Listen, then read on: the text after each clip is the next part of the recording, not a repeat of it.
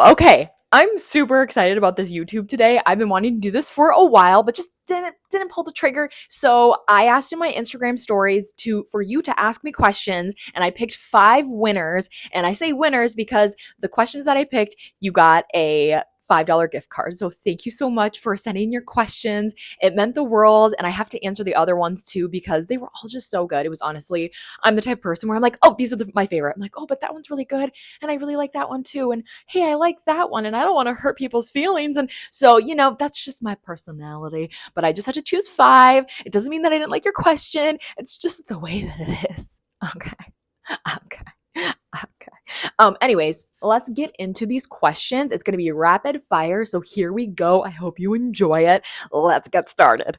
So our first question was from Joby Jam. So thank you, Joby Jam, for sending that question in. It meant the world to me. But anyways, her question was this. You may have already shared this recently. Sorry. But what type of workouts are you doing? I love this question because I've been in the workout space for 6 years and people like to know what I'm up to and I like sharing and talking about it. So let me just talk more about it. Before I was doing body workouts and I still have access to body workouts. I love their programs. I did a whole video on ranking my top favorite body programs. It is what got me into working out at home and finding time to work out as a busy mom. So Beachbody workouts will always have a special place in my heart, but I was finding with my membership community that not everybody had Beachbody workouts or body workouts. And so I wanted to do something for my next challenge, which was available to anyone. So I chose a program on YouTube called Nourish Move Love, and we did the Stronger 25. It was so awesome. It was a 2-week long program. Every workout was around 30 minutes. It used weights every single day. So I loved that. It's with Lindsay Bongren, I think is how you say her name. And she's from Minnesota. And I'm from Minnesota. So that was really fun to do. I've also tried workouts on YouTube that are Grow with Joe. So fun. Like she has like worship music ones. She has like hip hop ones, 90s music. Like it's just really fun, kind of like dancey workouts. So I've just been kind of bopping around on YouTube, just seeing what works so that I can offer my opinion and what I'm liking to my membership community, because that's what it's all about. We love sharing what workouts we're doing and just finding different ways to do it. And so since the whole body thing went down, I've done many videos on my whole Beachbody experience, the good, the bad, the ugly. So if you want to go check that out, feel free to do so. But the workouts that I'm doing right now is just a mix, either Beachbody workouts or YouTube workouts. And I'm just having fun with it and just being super laid back with it. And I used to be like, the only workouts you should do is Beachbody and nothing else. And now it's just been fun to explore and try other workouts and say, hey, these are great too. I'm enjoying these too. So that's kind of where I'm at, just bouncing around, having fun with my workouts. But the workouts that I seem to keep going back to with Beachbody, 21 Day Fix, Lift More, Morning Meltdown 100. I just love those programs so much. And I just think back to the times when I was doing those programs in the seasons of motherhood that I was in. And I think that's what makes me keep coming back to them. So they have amazing programs, but it's been fun to try other things and to just kind of be able to access all the workouts together because they're free on YouTube within my membership. So we're doing challenges together, following programs together. So if you want to try some YouTube workouts with us, it's just fun to have a community where you're like, hey, that workout was so hard. Did you do that one? And we're all kind of following the same thing. So if you're into that sort of thing, hop over to Beauty After Baby. We'd love to have you. But let's hop into the next question. Next question, I loved it. So this was from Bethany and her handle is bbarnes711. So I thought that was fun. But she said, how do you pick your boys' names from a fellow boy mom with unique names? Goodness gracious, I butchered. Can I read? I don't think I can read. What is happening? I said, how do you pick your boys' names from a fellow boy mom with unique names? Okay, that was better. Goodness gracious. Get it together, Katy. Get it together. Okay, so how I picked our boys' names is that they're all family names. So our oldest is Otto, and I just thought that name was really cute. And okay, funny story with this. So it is a family name, but we didn't actually realize that when we were naming him. Our names for our firstborn was James, John, and what else? For sure it was James and John. It was all kind of like biblical names, but it was a couple weeks before we had him, and this name Otto was on our list, just kept popping into my head. And I was at work and I just kept thinking like, maybe Otto is what we need to name him. And so we came home and I said to Scott, like, I'm just second guessing the name choices that we have because it was between James and John. And then Scott I think I had said this. I was like, you know what? Like, let's let baby decide, because Otto was a very like kicking baby. And then I said, I was like, kick if you want James. And then there was no kick. And I was like, well, this is just like, it was literally just me being dumb. Like, kick if you want your name to be Otto. And all of a sudden it was like, bam, like 2 kicks. And I was like, what? I'm like, that is just like silly. There's no way that is what it was. And then I said again, I'm like, kick if you want your name James, no kick. And I said, kick if you want your name Otto. And it was again 2 giant kicks. And I was like, well, if he hates his name, then we'll just say it's on you. You chose the name. You kicked for it. So anyways, that was the story with our firstborn. And after we had named him, we found out that Scott's great grandpa was named Otto. So when we named him Otto, his mom was like, so Rhonda, if you're watching this, we totally didn't realize that. She's like, you named him after Grandpa Otto. And we were like, yes, that is who we named him after. So it was kind of just one of those funny coincidences that we named him Otto, and turns out that was in the family. Anyways, but Otto is a more like German name. So my Norwegian cousins definitely gave me some grief. They were like, hey, what's up with these German names? We need some Scandinavian names. So then we, came back full circle with a Scandinavian name with the name Oli. So I get a lot of questions on how do you pronounce Oli? And it looks like Ole, but it's Oli. So anyways, if you're in Minnesota, if you grew up with a Scandinavian family, you already know how to pronounce it. But we had some Mexican friends that were like, hey, like, why did you name your kid Ole? And then we were like, no, it's Oli. So it is just funny where you grew up. Or if you haven't heard the name, it may seem like, what in the world? How do you pronounce that? But anyways, most people in this area know how to pronounce Oli, unless you are Mexican Spanish and you're used to the Ole. Okay, so and Oli was a great grandpa on both sides of my family. So we're very Norwegian on my family. So Oli was also a family name, which I already knew that. And then Nels was actually my grandpa's name. And so my dad's middle name is Nels. And we have other cousins who've named their kids Nels.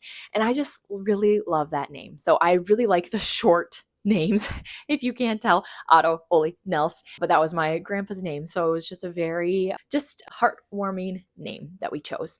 And then our youngest, Irvin, that was actually Scott's grandpa's name, was Irvin. So all of them have been either great grandpa names or grandpa names. And it's just been kind of fun to bring back those old timey names, bring back the family names. And we love them all. And so yeah, that's how we figured out our names. It wasn't like, besides the Otto, we didn't really know that.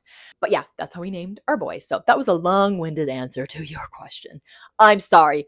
Back to rapid fire. It was from Fuku da Sarah. I don't know. But her name's Sarah. When I first read it, I was like, whoa, like what kind of account is this? Like I thought it was a bad word, but there's got to be something I don't know here, Sarah, with how you chose that handle. But thank you for asking this question. So she said, I want to hear about your future. Will you probably move when Scott graduates and look for a job pastoring a church? What states are you open to? So if you are not in the pastor life, seminary life realm, this is all new to you. So welcome to the world of going into the ministry. So how it works is Scott has 2 more years of seminary, and he just finished up 1 year. And then after those next 2 years, his 4th year is a vicarage year. It's basically an internship at a church, and we don't know where that's going to be. So at the end of his 3rd year, there's going to be a call service, and they call the pastors who are going to be pastors, and they also call those who are going to be vicars. And I don't really know how they choose it, but there's whether a church needs a vicar or a church, has an opening, that's kind of how it's placed. So we could get called to a church that doesn't even have a pastor, and Scott's just kind of their pastor now for that vicarage year, or we could get called to a church where he is like a true vicar and there's someone there to kind of guide him along. It just kind of depends on what they need. So we have no idea what that 4th year is going to hold for us. And then after that vicarage year, he will be officially called to a congregation, and that's where he will be a full-time pastor. And so we don't know where we're going to get called either. And the ELS, the synod that we're involved with, the synod that he's, becoming a pastor through, is very, very small, extremely small. Think small and then think smaller. And so we don't have too many churches, but we do have some churches in Washington, Oregon, some out in the East Coast. We have some in Texas, Florida, Utah. Where else? Michigan. It's kind of like us. There's a spattering around, but and a lot in Minnesota, a few in Iowa, few in Wisconsin. So we'll just kind of see. We don't know what we're going to get called to. And there's something kind of exciting about that. And there's something absolutely terrifying about that. They did ask Scott, they have like kind of meetings with them every semester. And they had asked if he would ever be interested or willing to do, out of the country, or why can't I think of the word? Missionary work type of thing. So going to different countries and like either starting a church or just kind of going off on your own there. And Scott said, I'm not interested in this. So he was honest, and they take that to heart, because some people, that is really where they feel called, and Scott does not feel called to that.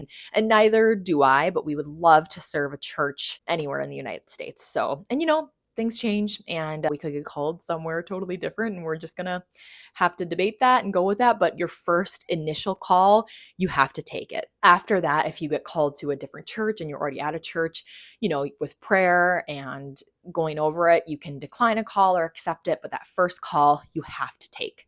So that's the gist of it. Okay, so this one was from Alexis, and she's awesome. She's been in my groups before, and she's just great. So thank you, Alexis. And she said, how do you choose your Bible studies, and when during the day do you do them? So I need to be better about doing more Bible study type things. Right now I am doing a Bible study. It's like, it's the chaos of motherhood, and it's really good. But the chapters or the sections are really long. And so I'm kind of like breaking it up into chunks. It's supposed to be like a 4-week thing, but it's taking me like months. That's okay. I have been a part of different Bible study groups for moms, and they just go through a book, and every single week we just kind of like go over the chapter. But how I do my own Bible reading is in my devotion time is in the morning. I have a devotion. It's Martin Luther Day by Day. And I just love that. So I read that devotion, and then I always journal. And it's my time to kind of pray to God, because I find I have a hard time to remember to pray. But when I can sit and journal and write it out, it's like I can just talk to God through my writing. And it's also really nice to look back and read what you were struggling with, what you were happy with, where your life was at. So I am a huge fan of journaling and having a prayer journal. So I always do it in the morning. So typically how it looks for me is I will read my devotion, then I will journal, and then I love reading Psalms. Is just kind of my jam right now. So I will just open up to Psalms, and I will just start reading that. And then of course I have the Chaos and Motherhood devotion that I'm trying to get through as well, or Bible study that I'm trying to get through. But I find that if I don't do it in the morning before the kids are up and before my workout, I just don't do it. So I know that doesn't work for everyone, but I just remember my mom, that's what she would do. Like, we would come downstairs and she'd be wrapping up her devotional Bible study in the morning, and her Bible was just always out on the kitchen table. And so I really want to do that for my kids, because I feel like I do it too early in the morning, and then I go do my workout, and then they see me just like frantically trying to get ready when they walk down the stairs. So I'm like, I would love to be a little bit more put together, a little more peaceful, and just have the Bible out on the table reading. Because my mom, even still to this day, we stayed with them a couple weeks ago, and I came down the stairs and she had her reading glasses on, and she was reading the Bible with a cup of coffee next to her. And I just think that's beautiful. So it's not always perfect, but that's just kind of what works for me. It's not perfectly planned, but if I can get my devotion in, which is like a page, get my prayer journal in, and read some Psalms or some passages from the Bible, that really makes me feel like, okay, I'm prepared for the day.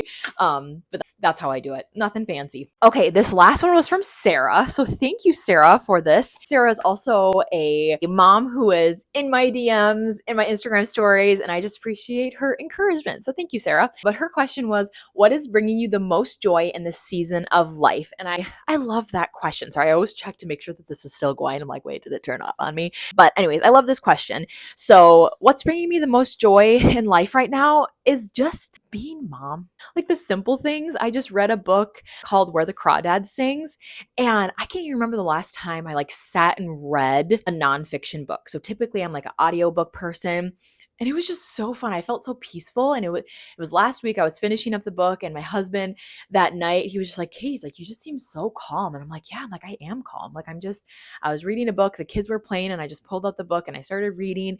And so I love doing things like that. I love like picking flowers from the flowers we have around the house and putting them in vases. And I love like cleaning and organizing. I know it sounds really lame, but I love it. Okay. And I love seeing my kids just get older and be able to have conversations with me. And it's just been really fun to just kind of see them turn into their own little people. I love going and sitting at a coffee shop and having either like a breakfast sandwich or a cup of coffee and just thinking and dreaming about what I want my life to look like. Right now, a big part of my life is this YouTube and trying to get this off the ground. And really, I'm trying to just figure out and hone into what my beauty after baby community can be and should be and could be. So that's bringing me a lot of joy. Is just every single morning we have our 5:30 a.m. wake up call, and every day we have a topic and something that we're talking about, and it's just really reminding me that we're all in this together, and it's not just me that's feeling like motherhood is chaotic. Other people feel that way too. So what's bringing me joy is reading books, listening to YouTubes that just inspire me or get my mind thinking, or just pouring into this community that I have. And I really do love creating content for social media. I feel like I've just gotten off with this year and all the craziness, but a lot of things are bringing me joy. But I would say at the end of the day, it's just when I'm able to be at peace and just smile at the kids and just soak it in, because I can get very anxious and overwhelmed with all that is going on, with all that has to do. So I love when I can just sit and look and just watch them play or sit and read books with them and not feel anxious about what I have to do next. So that was a loaded answer to a simple question. But those are the 5 questions. I think I got them all. Yep, that was all of them. So I hope that you enjoyed this rapid fire question answering. I will definitely be doing this again. So thank you for your questions. Appreciate it. I think it was Alexis, Bethany, Sarah. There was a couple Sarahs. And then who was the other? It was a J name, I believe. Blanking. But anyways, thank you ladies for your questions. Thanks for listening. I really hope that you liked listening to the answers to my questions. Let me know which question you were like, oh, yay, I wanted to know that. Or if you have another question, we were like, I really wanted her to answer this question, put it in the comments. I would love to do another video like this because I enjoyed it. If you can't tell, I like to talk a lot. So ask any questions. And as I always say and ask, please like and subscribe. It means the world. It's free. So please do it. It's free to you and it's great for me. So thank you.